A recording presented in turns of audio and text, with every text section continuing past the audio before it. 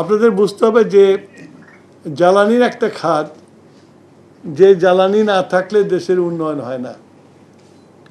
জ্বালানিকে ভিত্তি করেই দেশের উন্নয়ন করতে হয়, এবং সেই জ্বালানির অভাব ছিল।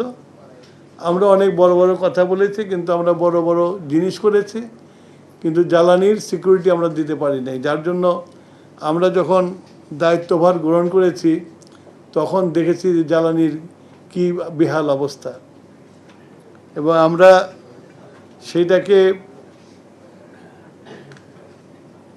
নজরে নিয়েই আমাদের দেশের জ্বালানির একটা এনার্জি সিকিউরিটি যেটা করা লাগে সেটার জন্য আমরা চেষ্টা করে যাচ্ছি, এবং এখন আমরা আগের থেকে অনেক বেটার অফ আছি।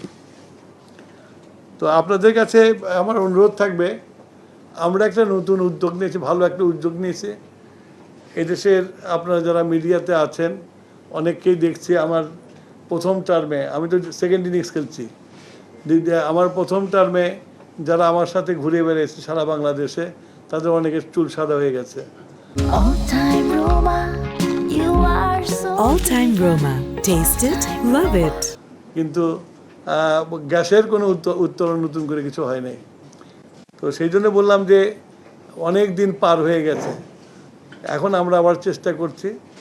এটা আমাদের তো নির্বাচনী কমিটমেন্ট। 2 নম্বর হচ্ছিল যে বিএনপি সবসময় তাদের যে মূল যে জাতীয়তাবাদ, আমরা আমাদের সেই জাতীয়তাবাদকেই